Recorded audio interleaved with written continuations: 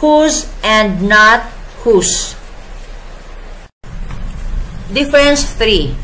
The third difference between whose and whose is that whose can be used as both a possessive adjective and possessive pronoun, whereas who in whose is used as an interrogative pronoun.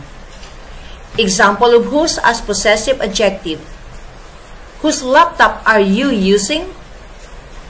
This example uses the word whose as possessive adjective because we can see that a noun is immediately used after the word whose. Example of whose as possessive pronoun: whose is this pen?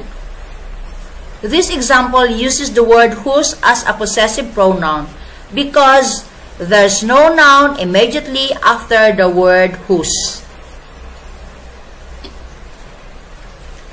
Whose vs whose exercises. Select the appropriate option put against the sentences given below. 1. Blank is this expensive car? Whose or whose? 2. Blank boy does this car belong to? Whose or whose? 3.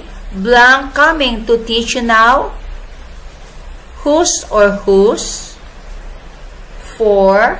Blank they're waiting for you?